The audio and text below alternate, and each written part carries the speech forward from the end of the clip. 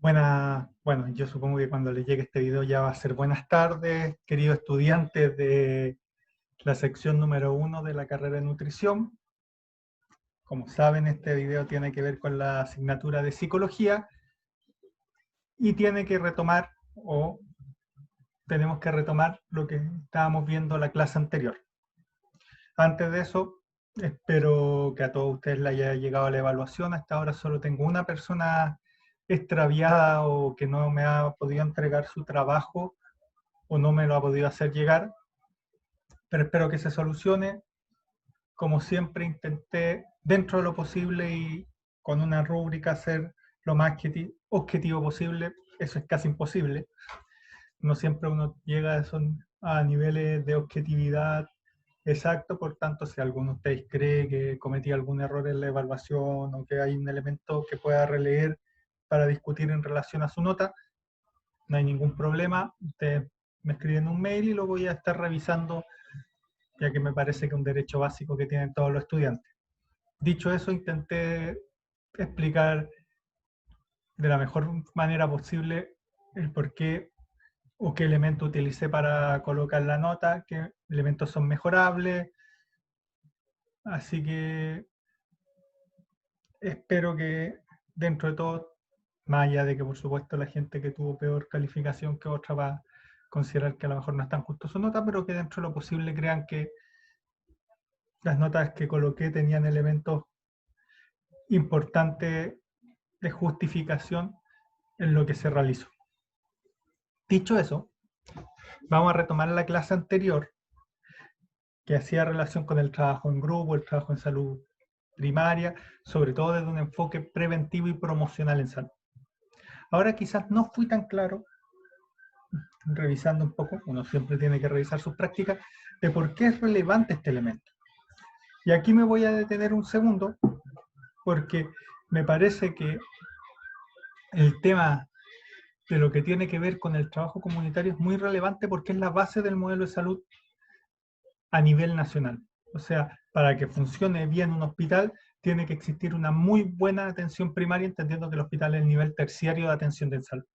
Debe existir una muy buena atención primaria, porque si no existe una buena atención primaria, todo el sistema de salud colapsa y bueno, si ustedes han visto el hospital en invierno, si ven lo que hemos sufrido en nuestro sistema de salud ahora en pandemia, lamentablemente siempre está este elemento de que el sistema se cae en momentos de necesidad o en emergencia o en urgencia, y esto tiene que ver, o la explicación más a nivel conceptual, es que no están funcionando los niveles primarios en salud, porque ellos son los encargados de la prevención y la promoción de estilos de vida saludables.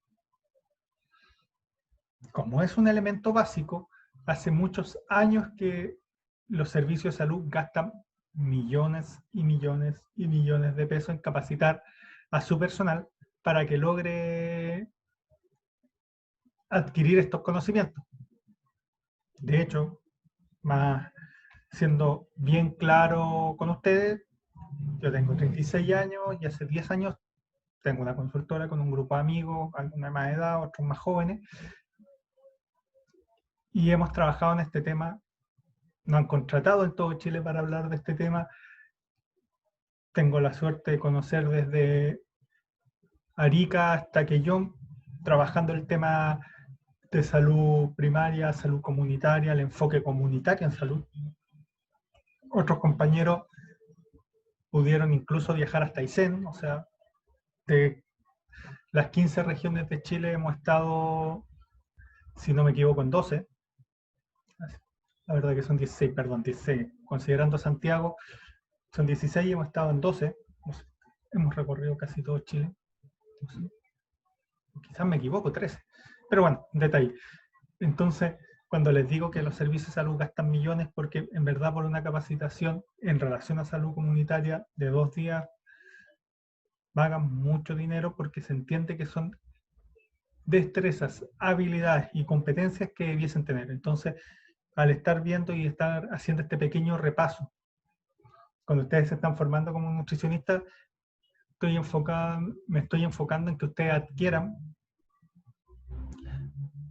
conocimiento, habilidad y destreza que los van a hacer más competitivos, si quieren, desde un modelo de competencia, o les van a dar mayores habilidades para el mundo laboral. Porque esto es lo que les van a pedir una vez que egresen de nutrición. O sea, esto es lo que les van a pedir en salud primaria, y si no lo saben hacer, lo van a tener que aprender un poco a la carrera. Si lo saben hacer, van a tener una ventaja comparativa muy grande. Así que, dicho eso, vamos a partir con la clase propiamente tal. Y me salió primaria, debería decir salud primaria y grupo, no me lo corrigió el corrector. Y bueno, ustedes que vieron mis correcciones saben que la ortografía es uno de los temas que me, me importa bastante, por lo menos para entender y leer bien, así que disculpen por ese error. Ya, en la clase anterior lo que estuvimos viendo fueron varios temas. Les presenté el discurso del cambio entre un modelo biomédico y un modelo biopsicosocial desde la perspectiva de las políticas públicas. O sea, salir de la idea de que hay que curar enfermedades por una idea de que el ser humano, la ausencia de enfermedades no implica salud, sino que la salud implica un sentido de bienestar, y el bienestar, por tanto, implica no solo estar sano físicamente, sino también mentalmente, y tener relaciones sociales o relaciones afectivas, relaciones familiares, nutritivas, protectoras, y que generen un sistema de apoyo cuando yo tenga crisis, que son esperables en la vida de cada uno de nosotros. Todos vamos a tener distintas crisis, vamos a tener en general, no todos, pero o van a tener un hijo, o van a tener el fallecimiento de una persona cercana, o se van a quedar sin trabajo, van a tener un quiebre en algún tipo de relación amorosa, si es que, sobre todo si es que siguen el modelo más tradicional de pareja única con exclusividad sexual. O sea, vamos a, qué sé yo, ustedes que están en la universidad a lo mejor van a reprobar alguna asignatura. O sea, hay muchos elementos estresantes en nuestra vida. De hecho, estamos viviendo uno de los peores en la historia de la humanidad, por lo menos del último siglo, que solo llevamos 20 añitos, pero uno de los peores, que es esta pandemia. Entonces, hay que entender que siempre vamos a vivir elementos que nos van a estresar y que van a afectar nuestra salud, nuestro bienestar, nuestro buen vivir. Por lo cual, solo preocuparme porque la gente está sana, básicamente, y poniéndonos el corazón de piedra, implica un casterillo de plata. O sea, implica el destinar recursos que se podrían aplicar a educación, al desarrollo de infraestructura, a la investigación de la ciencia, dedicarlo en salud. En cambio, si tenemos una población que ha desarrollado lazos comunitarios muy fuertes, que ha generado grupos de apoyo muy fuertes, que ha generado estilos de vida saludables, se van a enfermar menos, por tanto vamos a estar menos en salud y vamos a poder dedicar ese dinero en otra área. Por eso este cambio de discurso, como les dije, siendo un poco más cínico, tiene que ver con que se ahorra más dinero. Después vimos los principales elementos del modelo de salud a nivel nacional, y ahí tenemos el enfoque de derecho, la diversidad, la tolerancia, una serie de elementos que tienen una práctica. Por ejemplo, cuando les decía la diversidad, en CESFAM, en Chile, no en Argentina, no en Brasil, no en Europa, en Chile, se generan lazos con personas que tienen conocimientos ancestrales en salud, que a lo mejor no están validados científicamente, por ejemplo, los conocimientos de la Machi, pero que sí es un muy buen puente para llegar a comunidades donde hay un resquemor con el Estado de Chile. Y viceversa, nos permite aprender o adquirir elementos de conocimiento que la salud occidental no maneja tanto. Entonces, el trabajo comunitario, el enfoque en derecho, el respeto a la diversidad, entre otros elementos, están en el power anterior, se volvieron esenciales en su práctica de salud. Ya no sirve, que sé yo, voy a ponerme un poco simplista porque probablemente ustedes trabajan mucho más que eso, pero ya no sirve solo tomar peso y altura y calcular el índice de masa corporal. El trabajo del nutricionista, al igual que el del psicólogo, el enfermero, el terapeuta ocupacional, el médico, ha cambiado radicalmente. Ya no es solo, en el caso de un psicólogo, hacer una buena terapia. Porque es caro hacer una buena terapia. O sea, atiendo a una persona por 45, 50 minutos, una hora. En cambio, si logro generar un buen taller de habilidades sociales, por ejemplo, voy en un colegio, en una hora estoy trabajando con 30 chiquillos que van a desarrollar habilidades que hagan que probablemente la solicitud de atención individual sea mucho menor a lo largo del tiempo. Así que su trabajo ha cambiado, o sea, el trabajo de las nutricionistas y esto, de las y los nutricionistas, y esto lo he visto con mis propios ojos, porque lo veo en el colegio, implica la aplicación de talleres constantes con apoderados para enseñarle herramientas para que los niños tengan buenas dietas, enseñan tips a los niños, los efectos, haciendo talleres de prevenciones, o sea, implica mucho trabajo en el territorio. En la práctica, los dos elementos anteriores implican territorialización, o sea, la especialización del conocimiento que existe en un territorio por parte de ustedes. Es decir, no van a atender a la comuna de Viña del Mar, o en el caso del colegio que yo trabajo, no es el Cefam de Aurora, no, Aurora está dividido por 3 sectores y cada sector tiene características distintas, tiene usuarios distintos y tiene necesidades distintas y por tanto el enfoque que tienen los profesionales es distinto. Lo que implica es que ustedes deben conocer y empaparse ese territorio. Lo cual, en definitiva, significa que el estar en un box esperando pacientes ya no es una actitud ni valorada ni que el sistema considera adecuada.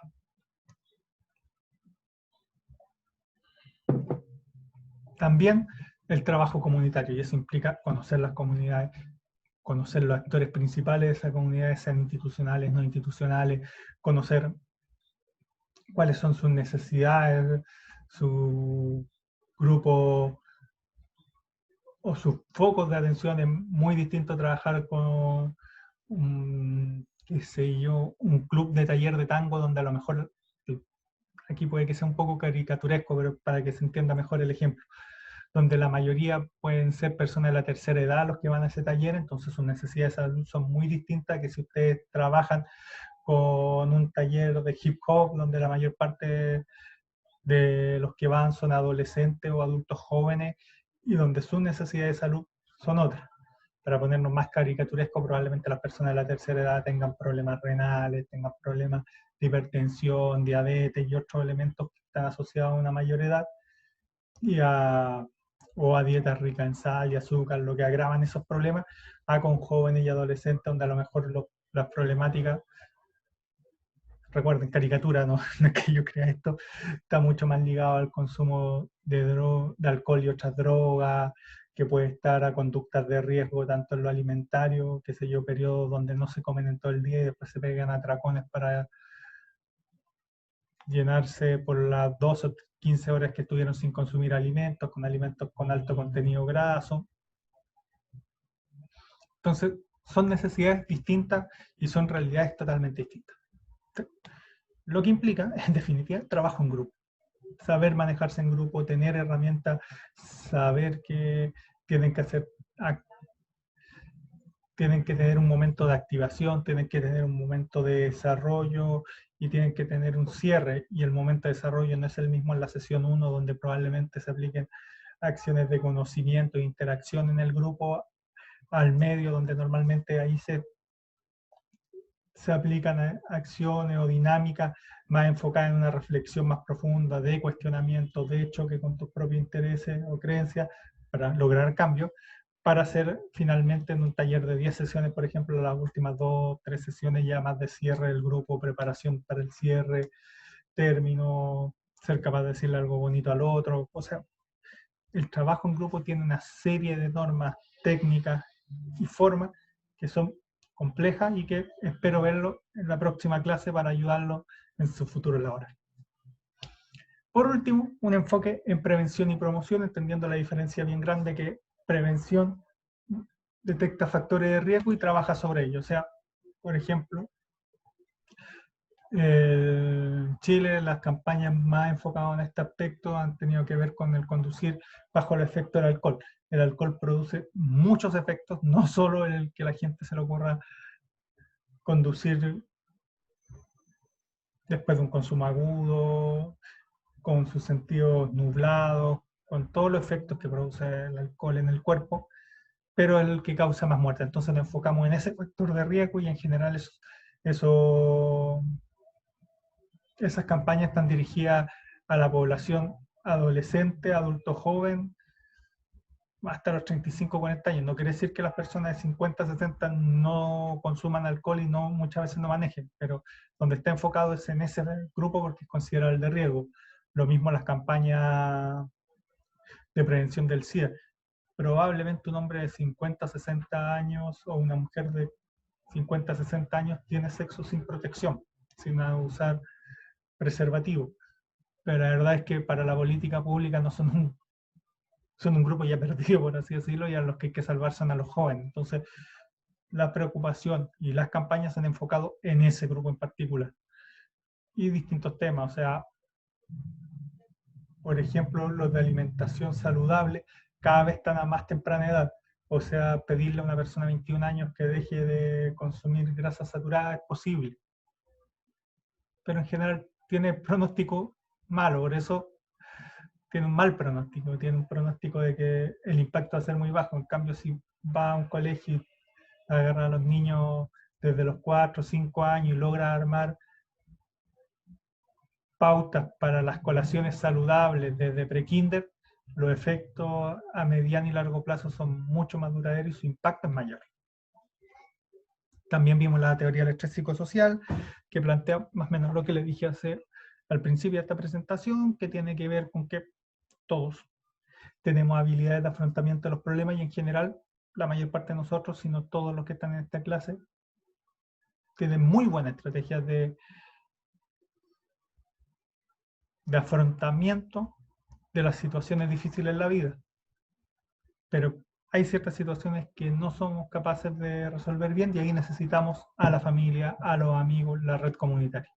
Y si esa red tiene muchos nodos, muchas herramientas para apoyarte, si la familia tiene buena herramienta de contención y no una familia que está desorganizada o que produce más problemas y malestar, y el grupo amigo en vez de llevarme a conductas de riesgo con consumo de alcohol, consumo de otras drogas, conductas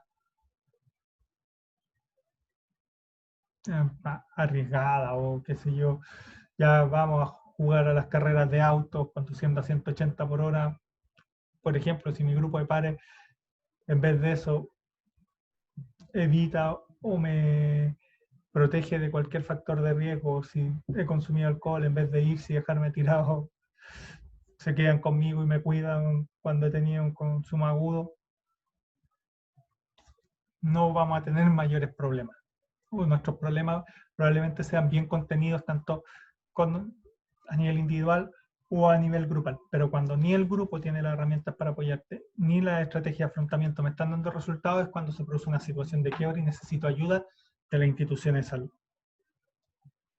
Y vimos el circuito de entrada del modelo de salud familiar a la institución de salud, que fue esta última diapositiva, que les dije que normalmente, por eso se llaman CEFAM, Centro de Salud Familiar, por eso se llama salud familiar, y la salud primaria no está basada en el nivel individual, que fue uno de los problemas que vi en algunos de los trabajos que ustedes tenían. Tenían muy buena descripción de síntomas a nivel individual, pero les costaba la descripción de síntomas a nivel familiar y a nivel social.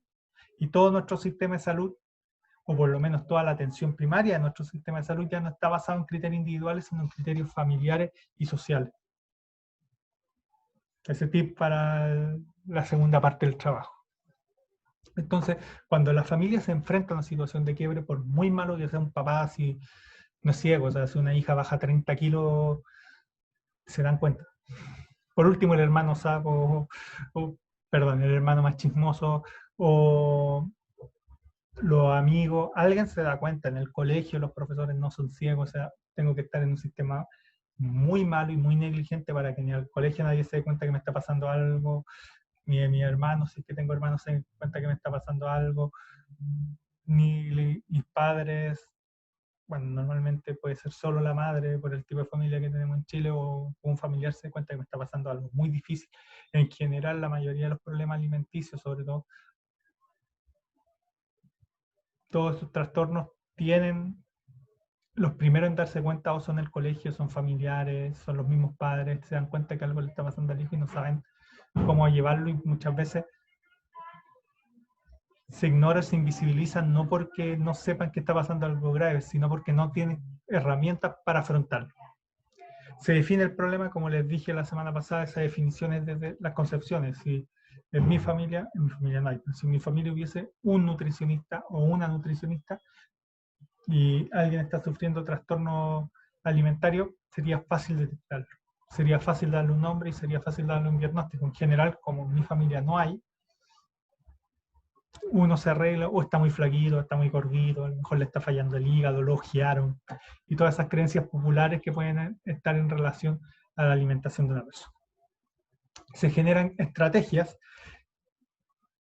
y si la estrategia en un primer momento no necesita apoyo externo y la estrategia utilizada adecuada, se soluciona el problema. Ahora, en general, la estrategia para que llegue al nivel de salud y la oferta institucionales, la estrategia no es adecuada, por tanto el problema no resuelto vuelve a la familia, la situación de quiebre se mantiene, se cronifica, se invisibiliza. Hay muchas estrategias que usan las familias como para intentar solucionar o por último olvidar los problemas existentes, pero si el problema es tan grande que necesita pasar al apoyo de redes, hace crisis. Nuevamente la red está la personal, mi grupo de padres, mi familia, la red operante que son mis contactos que conocí en otros contextos, qué sé yo, en mi caso, yo soy psicólogo, tengo muchos amigos en la universidad, no tanto, en verdad, no era tan sociable, pero tengo 5 o 6 personas que seguimos en contacto, yo salí hace más de 10 años de la universidad,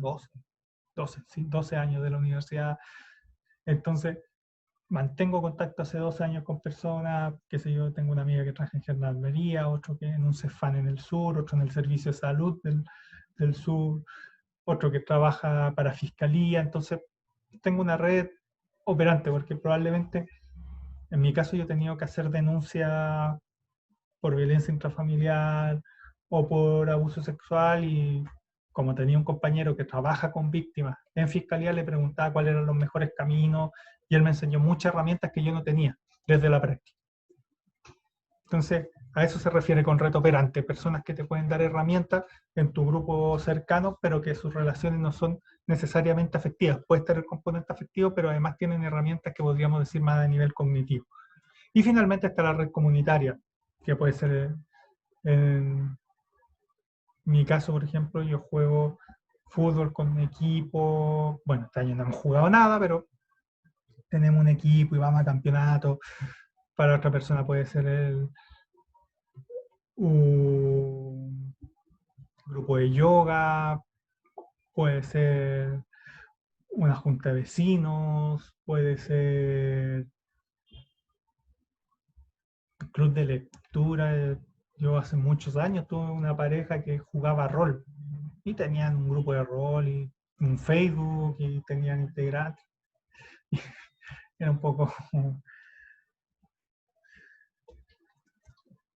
poco raro para mi ambiente normal, pero ella tenía su propio grupo, entonces, y tenía ese grupo de apoyo y qué sé yo, dentro de ese grupo había ingenieros, había, había un médico, había abogados y ella, por ejemplo, si tenía algún problema tipo legal, había un amigo que se juntaban cada 2 semanas, jugaban toda la noche rol y le voy a hacer preguntas en relación a ese tema.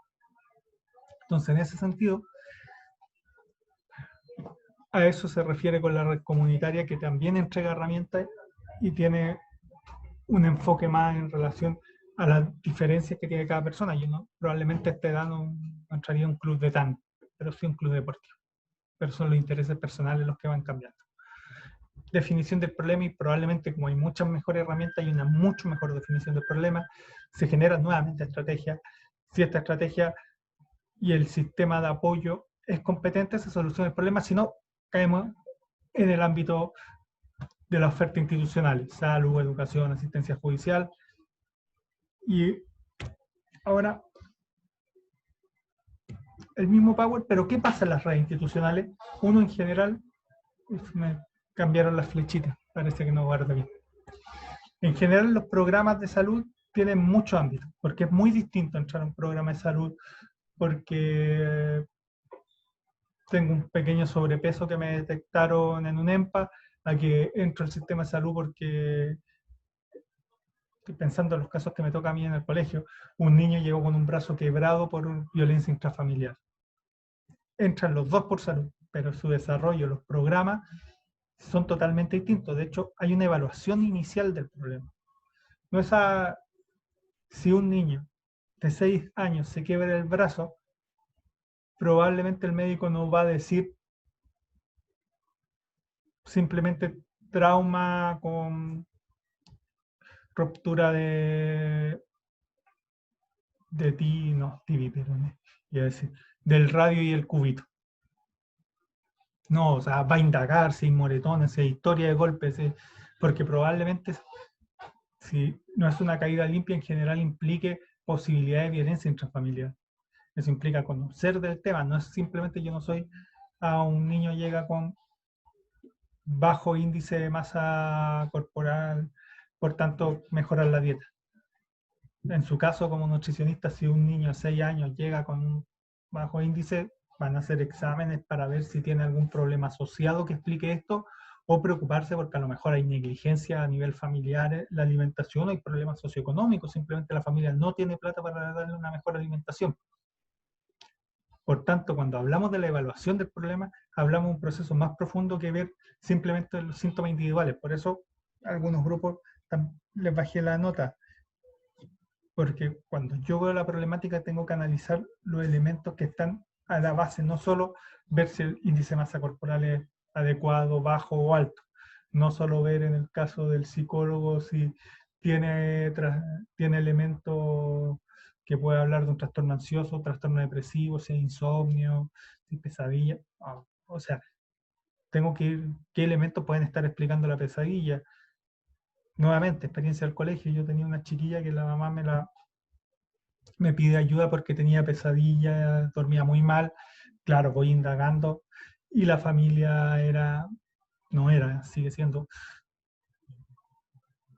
narco, o sea, vendían drogas, estaban metidas en el narcotráfico y un día le fueron a hacer una mexicana a la casa, por eso la niña estaba aterrada, no quería cerrar los ojos, porque pensaba que se podía repetir la situación. El diagnóstico sigue siendo el mismo, o sea, sigue estando dentro del ámbito de la ansiedad, pero el trabajo que se hace con esa familia es totalmente diferente a una persona que se lleva algunos de ustedes y a lo mejor le da trastorno de ansiedad o ataque de pánico cada vez que tiene una evaluación.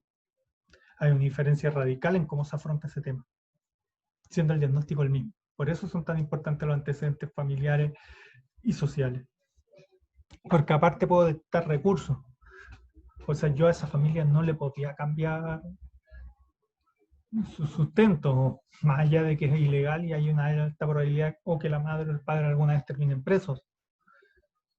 Pero tengo que saber qué recursos tiene la familia, qué recursos cuenta, porque si una familia bien conformada, con un empleo estable, los apoyos que le hubiesen podido dar a esa niña o las circunstancias en las que aparecían esos síntomas eran totalmente distintos y el pronóstico es totalmente distinto. Recuerden la idea que vimos en la clase pasada de determinante en salud. Y al analizar los problemas y los recursos, puedo dar soluciones que estén acordes a las capacidades. Recuerden, no hablamos de personas, hablamos de familia, por eso es Centro de Salud Familiar, CEFAM, no es consultorio. Después de eso se diseña una estrategia de intervención. La estrategia de intervención en general es mucho más compleja que mande la terapia 2 veces a la semana. En general porque primero los CEFAM no tienen horario y con suerte va a tener terapia una vez cada 2 semanas en un CEFAM, si estamos hablando de terapia psicológica.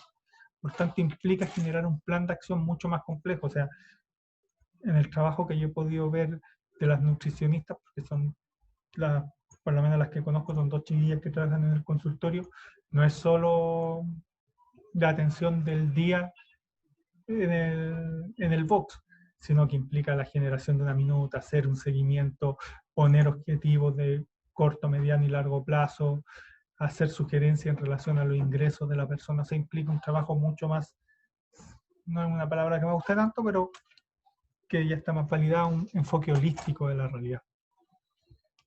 De hecho, en general, implica la conformación de una red local institucional, o sea, el CEFAM, la salud deja de solo atender problemas, sino que pasa a ser un elemento central en cómo organizar el vivir de las personas. Eso implica que, por ejemplo, en el CEFAM, donde el colegio tiene 3 CEFAM relativamente cercanos donde la población se atiende, que son el de Nueva Aurora, el de Esperanza y el de Las Palmas. Y yo me coordino con los 3 CEFAM, tengo reuniones con los 3 CEFAM, los CEFAM no solo conmigo, sino con todos los colegios del sector, más los programas de CENAME, si hay violencia, maltrato, la OPD de las distintas municipalidades de Viña o de Valparaíso, la oficina de la mujer por si hay violencia intrafamiliar o hay mujeres que están sufriendo. Bueno, la del Valparaíso también trabaja mucho el tema con pueblo originario, aunque el nombre de la oficina era muy bonito, que es la oficina indígena, pero bueno. Entonces, implica una coordinación y un trabajo con muchas personas que es muy distinto a solo estar en el box. Se trabaja mucho la mediación de la red. ¿Esto qué implica? Que cuando yo trabajo con poblaciones grandes, con alta vulnerabilidad, en general lo que hacen los servicios de salud es buscar informantes clave, actores clave, entrenarlos como, que ahí van a cambiar los nombres dependiendo del servicio de salud y del mismo CEFAM, trabajadores sociosanitarios, grupos, agrupaciones de usuarios, cada uno se utiliza una estrategia distinta, grupos de ayuda multifamiliar, grupos de apoyo multifamiliar.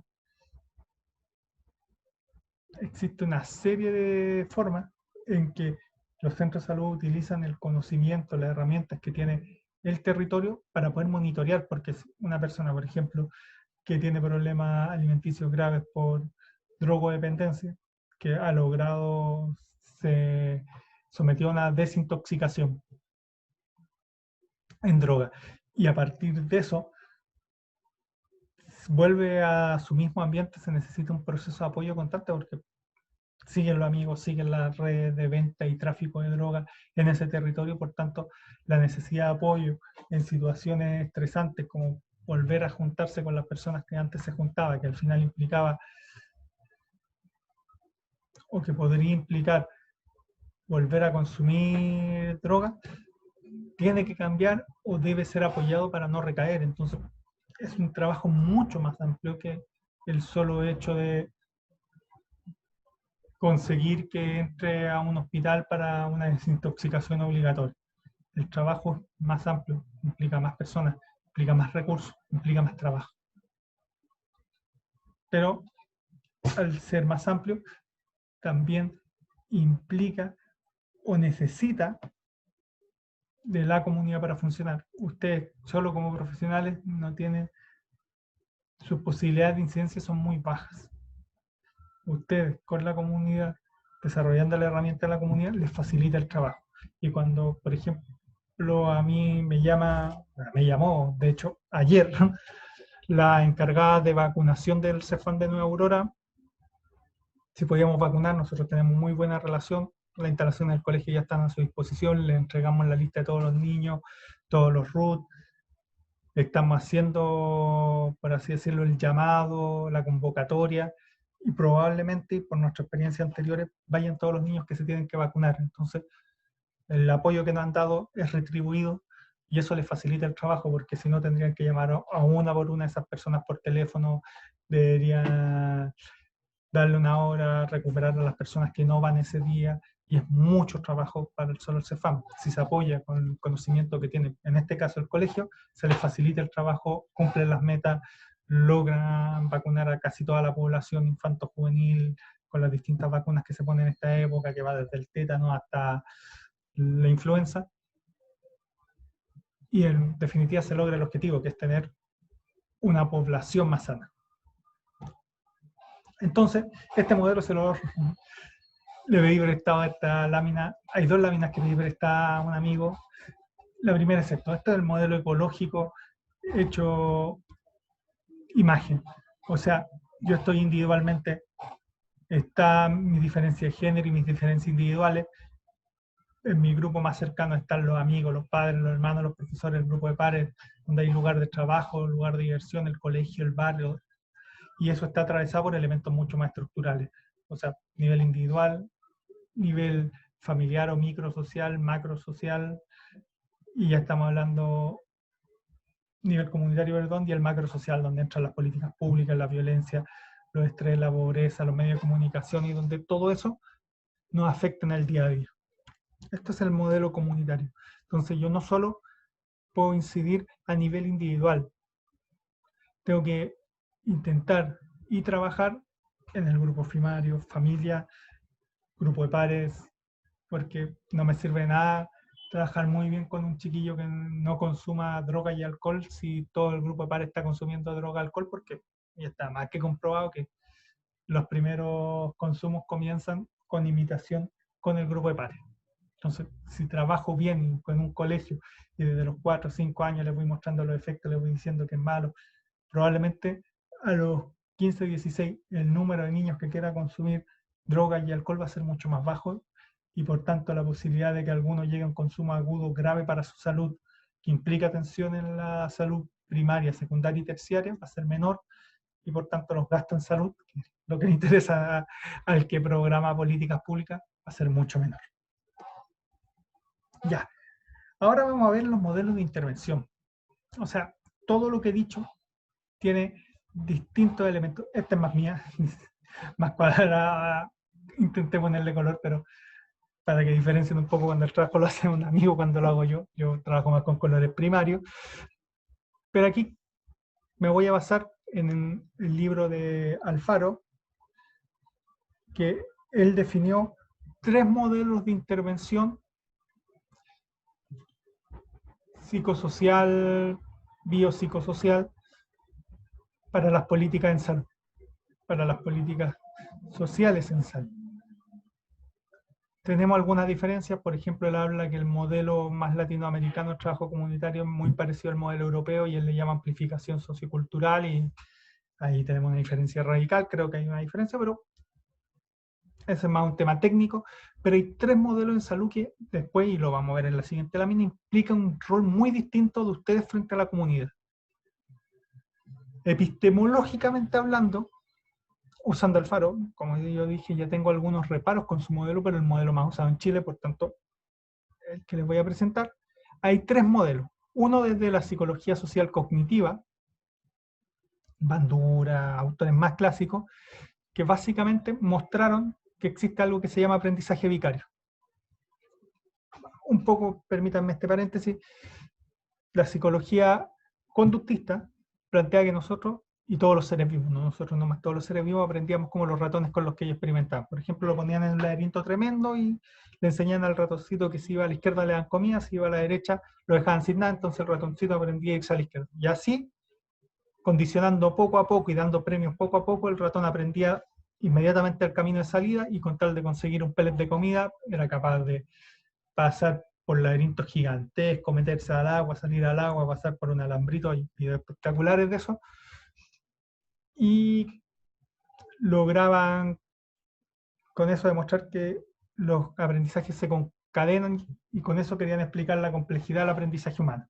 Bandura, un conductista, un muy buen estudiante de los conductistas, hizo un experimento donde rompió con el conductismo y nace el cognitivismo, la psicología social cognitiva, que es un pequeño experimento que básicamente muestra a un niño que le pega un payaso y a ese niño le pasan 3 cosas. Lo castigan, lo premian o no pasa nada. Su presunción es que si el conductismo era correcto al niño que premiaban, se lo mostraba todo un curso de jardín, si los niños veían que lo premiaban por pegarse, iban a hacer pedazos en el recreo y básicamente eso pasó. Conductismo 1, cognitivismo nada. Pero falló en las otras 2 predicciones. La segunda predicción es que los niños a los que castigaban iban a ser los que menos iban a golpearse en el recreo, y mentira, se golpeaban casi tanto como los que habían premiado, solo que lo hacían escondido. De hecho, eso da una de las frases más clásicas de la psicología: el castigo no extingue conducta, simplemente la esconde. Para ponerle un ejemplo de lo que probablemente les pasó a ustedes en su vida escolar, probablemente un profesor les debe haber dicho, por lo menos a mí me pasó, que si nos pillaban copiando, nos quitaban la prueba, nos ponían un 1, nos llevaban a la apoderado y nos podían hasta expulsar. Eso no hizo que la gente dejara de copiar, simplemente que sofisticara la copia, que el torpeo fuera más chico o se escondiera de mejor manera. Entonces, Y en tercer lugar, los que no pasaba nada, iban a ser en segundo lugar los más violentos y en verdad eran los terceros más violentos, pero igual generaban violencia. Lo que demostró Bandura es que si nosotros observamos las conductas de otros y nos enseñan si vemos y nos explican cómo otros se portan y lo vemos en un video, en algo, aprendemos muy bien. De ahí nace la herramienta que han usado casi todo el mundo para enseñar nuevas habilidades, destrezas y aptitudes, que es el taller. La idea del taller, o sea, un taller donde le explican algo, le muestran un video o hacen un roleplaying o algo para trabajar y desarrollar habilidades sociales. Se trabaja muy bien desde acá la resiliencia, el afrontamiento y el apoyo social.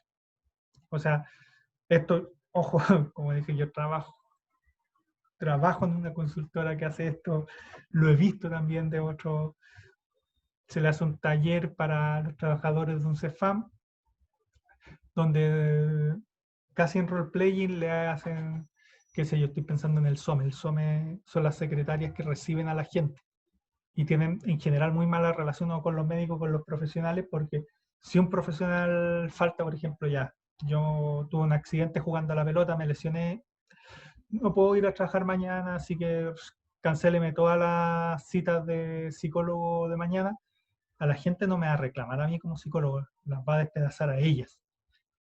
Entonces, sea, qué sé yo, he visto haciendo roleplaying donde ya imagínese el paciente más difícil que tiene, el más reclamón, y juegan a hacerse el más reclamón, se ríen, pero después llega alguien y les dice, ya, usted debiese hacer esto, cuando pase esto, esto otro, y así van ensayando unas conductas, aprendiendo, viendo y haciendo, que es la idea básica del taller, para desarrollar distintos elementos.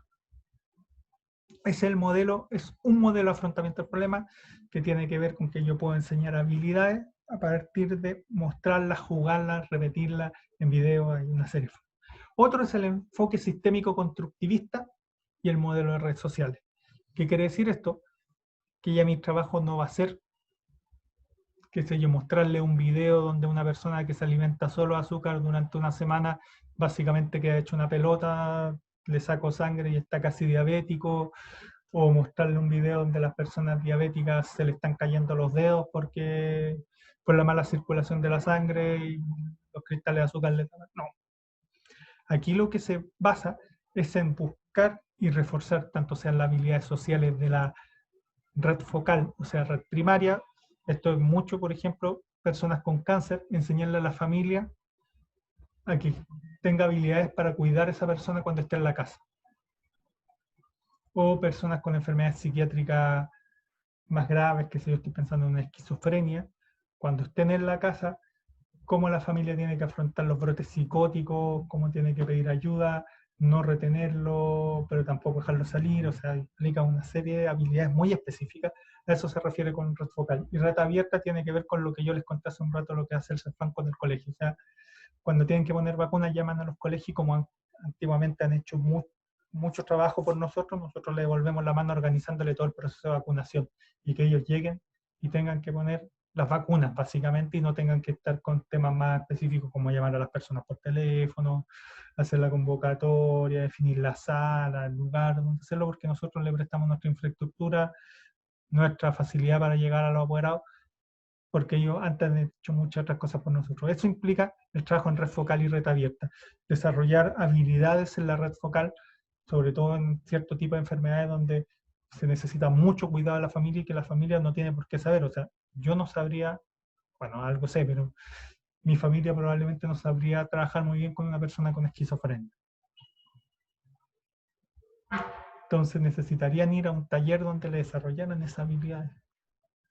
O cuidar a alguien con cáncer, sobre todo cuando es terminal y lo envían a la casa, qué se puede hacer, qué esperar, qué sé yo. Muchas veces las personas, no solo con cáncer, pero he visto con enfermedades muy graves, tienen que usar pañales, tienen que usar catéteres porque están postradas en cama. Qué cuidado, los ejercicios para que no le crean escaras en la espalda, todo eso se le enseña a la familia. Eso es red focal. Y red abierta es generar alianzas con instituciones, buscar instituciones en el territorio para ir generando alianzas, aprovechar su herramienta y habilidad y por supuesto hacerla de vuelta de mano, pensando que las relaciones humanas sean cooperativas y no que uno no gane. Y finalmente está el socioconstruccionismo y los modelos de amplificación sociocultural, que lo que implican es la educación popular, el fortalecimiento de grupos, la investigación, acción participativa. Aquí en muchos los grupos usuarios, en muchos se trabaja muy bien, que los grupos usuarios logran después generar movimientos que después hacen petición a nivel nacional. Por ejemplo, hay un movimiento de locos por sus derechos que son personas con problemas psiquiátricos graves, que se han organizado en los distintos niveles de atención primaria y secundaria para formar un movimiento que los reconozca, que les reconozca su habilidad y que no los trate como interdictos. Eso implica, o sea, el fortalecer la habilidad y también la lucha por los derechos que tienen las personas, la invisibilización, por ejemplo, de las personas con enfermedades de salud mental, de las personas con adicciones, porque hay un modelo que hace creer que las personas con adicciones tienen un problema ético, ellas son los malos, y no tratarlo como personas que tienen una enfermedad, que cambia totalmente el enfoque, el trato, la forma en que nos referimos a ellos. Por ejemplo, el mayor aporte a este modelo, lo que más logró, tiene que ver con toda la visibilización de la violencia que sufren las mujeres en el país. Entonces, cada uno de estos tres modelos, el modelo de habilidades sociales, implica el desarrollo de competencialidad, de que las personas para afrontar una problemática necesitan competencia, que es una combinación entre conocimiento, habilidades, destreza y saber aplicar esos conocimientos, habilidades y destreza en un momento adecuado. Por ejemplo, lo que les decía en el SOME, cuando una persona va indignada a reclamar porque el psicólogo se le ocurrió jugar la pelota la noche anterior y se lesionó y no puede ir a atender al otro día. Y esa pobre secretaria tiene que dar la cara por ese psicólogo. Entonces, generar competencias, habilidades de cómo calmar a esa persona, decirle la información de una forma asertiva, que lo pueda entender, que a lo mejor no soluciona la situación real, pero que sí puede evitar el conflicto. Y eso implica que la persona que realiza ese taller tiene una intervención súper dirigida. O sea, cuando un nutricionista o una nutricionista hace un taller en un colegio para niños de cuarto básico, los daños que producen las bebidas azucaradas en su salud, se está parando adelante y pone una exposición por los datos, muestra las fotos, muestra todos los elementos para demostrarle a los niños el daño que le producen para que ese niño no quiera tomar bebida azucarada o baje por lo menos el consumo. Es una intervención dirigida, donde uno tiene el poder, uno se para adelante. La red social es una intervención mediada. Hay un psicólogo en el CEFAM, yo soy psicólogo en un colegio, trabajamos mano a mano, pero en igualdad de condiciones. Y a veces yo voy a necesitar más del... Bueno, Cristian, por ejemplo, yo tengo contacto directo, pero también Maurín, que es la encargada de las vacunas, María de los Ángeles, qué sé yo, la doctora... Uy, se me fue el nombre de la doctora, pero hay una doctora, tengo el número personal de la doctora porque cuando pasa una situación grave la puedo llamar. Tengo el número de 2-3 enfermeras, la terapeuta ocupacional, porque de la misma manera en que yo tengo el número, ellos tienen el mío y me llaman cuando necesitan información de algún chiquillo, se les perdió un chiquillo, o una familia en la intervención, o sea, es una situación o un trabajo mancomunado de confianza mutua por el trabajo que hemos realizado con anterioridad. En la red social, sea focal o sea abierta, hay un sentido de igualdad. Mediamos. Por ejemplo, cuando yo le enseño habilidades a una familia para cuidar a un paciente psiquiátrico grave, yo estoy confiando en que esa familia va a poder lograrlo hacer en ese momento. ¿Se entiende?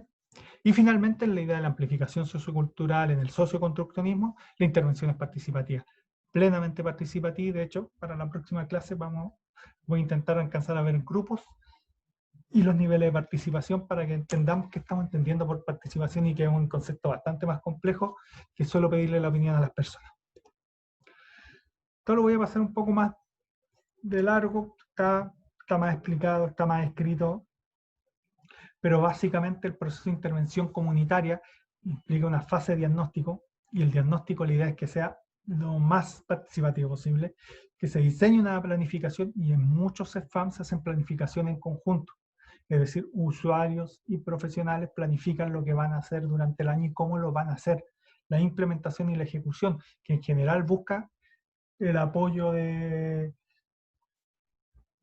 la población. voy a poner un ejemplo. Nosotros hicimos en el CEFAM, hace un par de años hicimos un diagnóstico participativo. ¿Qué quiere decir diagnóstico participativo? De las necesidades de salud de los adolescentes. Y llegamos y, oye, hace 5 años que trabajo en el colegio, hace un tiempo. Hace 5 años, yo llego, primera reunión en el CEFAM, me mandaron ahí por ser el psicólogo, ya. Y habían personas de 40, 45 años diciendo, no, es que los jóvenes tienen una sexualidad muy promiscua, no, es que los jóvenes consumen drogas, es que los jóvenes... Y nos miramos 3 o 4 personas que habíamos, levanta la mano y dijo, ¿y por qué no le preguntamos a ellos cuáles son sus necesidades? Diagnóstico. Y tuvimos que armar un diagnóstico y trajimos niños de los distintos colegios, después un diseño y planificación con ellos, cómo íbamos a hacer los talleres. Por ejemplo, nosotros cuando hablábamos de talleres de sexualidad, lo típico es que el taller de sexualidad está muy enfocado en el coito y los chiquillos querían trabajar en sexualidad, afectividad, querían trabajar violencia de género. Y por ejemplo, un tema que a nosotros nos parecía así como súper relevante, que tenía que ver con el tema de la distinta identidad de género, los niños, pues, si alguien es gay, si es lesbiana, si es bi, nos da lo mismo. Los chiquillos el tema no era relevante, para ellos lo relevante tenía que ver con la afectividad, la ley, por ejemplo, porque había muchos chiquillos que habían iniciado actividad sexual antes de los 14 años y eso en Chile es delito, entonces tenían problemas, uy, pero si mi pololo, sobre todo las chiquillas de 13, su pololo en general tiende a ser mayor, uy, pues yo tengo 13, mi pololo tiene 15, ¿se puede ir preso por tener relaciones sexuales conmigo? Necesitan como una guía.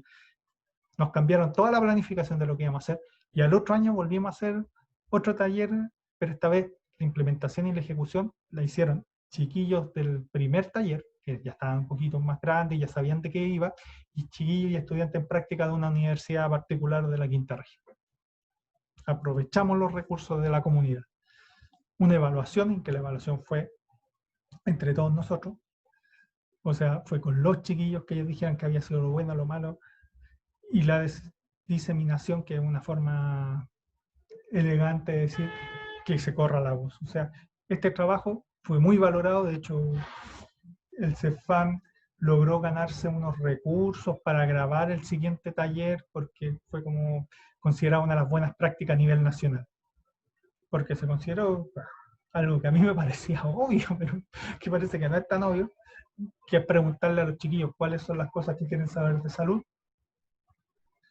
a que se lo estén organizando personas de más de 45 años, pues bueno, yo tengo 36, dejé de ser adolescente hace un rato, o espero, o esa es la idea. Finalmente, esta es la otra lámina que le saqué a un amigo y que básicamente intenta explicar cómo funciona todo el modelo comunitario en salud. Hay que entender que las comunidades tienen una historia social y local muy específica, conocida ciertos valores, formas de entender. Hay, qué sé yo, por ejemplo, hay lugares donde se resistió a la dictadura, o sea, muy distinto trabajar en un CEFAM en Providencia, incluso cuando en Providencia hay población pobre, que trabajar en Pedro Aguirre Cerda. O sea, olvídense, hay una diferencia radical. En Pedro Aguirre Cerda hay toda una base, toda una historia de resistencia contra la dictadura. Lo mismo trabajar en Quellón, como le dije, o sea, si en Quellón no tomas en cuenta la cultura mapuche, no tiene sentido que trabajes en salud porque te va a ir mal. No vas a lograr llegar a la comunidad donde hay sentidos territoriales y hay sentido de pertenencia a esa comunidad muy grande, que a lo mejor nosotros que vivimos en ciudades más grandes, por lo menos supongo ustedes Valparaíso, yo Viña del Mar, que somos de ciudades más grandes, a lo mejor ese sentido de pertenencia no existe, más barrial, incluso quizás eso ya también se ha perdido, pero en ciudades pequeñitas del sur, del norte de Chile, el ser, qué sé yo, uno de mis mejores amigos es ariqueño, perdón, iquiqueño, le digo ariqueño y me mata. Primero porque Iquique y Arica se odian, y en segundo lugar porque, y no es broma, él se sabe el himno de Iquique. Yo qué diablo, con suerte me sé el himno de Chile, me voy a... pero no. Iquique, y en Iquique, cuando juega el equipo de fútbol de Iquique, cantan el himno al finalizar, porque para ellos Iquique tiene todo un sentido, y es una ciudad grande, pero no, el sentido del ser iquiqueño tiene ciertos elementos como vínculos, ciertas formas de ser muy relevantes para él. Una vez que yo tengo un perfil de la comunidad, logro entender esos sentidos territoriales y ese sentido de pertenencia a esa comunidad, hay un perfil del centro. Y ahí está el modelo biomédico, porque, ojo, no es que deje de existir la idea de diagnosticar muy bien a nivel individual, es que es una parte, no lo único que debe hacer el centro, el modelo biopsicosocial y el modelo comunitario propiamente tal. Y esos tres modelos conviven en concepciones de sujeto, en cómo se interviene, en cómo se trabaja con la comunidad. Todo eso perfila el centro. Y CEFAM que trabaja muy bien a nivel familiar, que está muy bien territorializado, o que tiene un territorio donde trabajan muy bien y en otro que no les resulta. Y son problemáticas que va a tener cada centro. Hay centros que intentan perfilarse o trabajar mucho biomédicamente. El tema es que no les dan los recursos, ¿no? Cuando tu población son 200.000 personas, no te van a dar los recursos para trabajar solo el modelo biomédico y normalmente a eso los terminan interviniendo. Y ese perfil del centro va a dar un perfil de usuario. Es muy distinto trabajar en una comuna donde la mayoría de la población es de tercera edad, que la mayoría de la población es inmigrante, o que la mayoría de la población infanto-juvenil. Las problemáticas, las formas de abordaje y las posibilidades de abordaje cambian. Y también las demandas. Bueno, eso es por la clase de hoy. Según mi celular, logré explicar lo que quería decir en menos de una hora. En todo caso, siempre dudas, consultas la pueden hacer a través del correo y nos veremos el próximo martes en la clase, ya suponiendo que no tienen prueba ni ninguna evaluación. Ha sido un gusto y nos vemos pronto. Cuídense.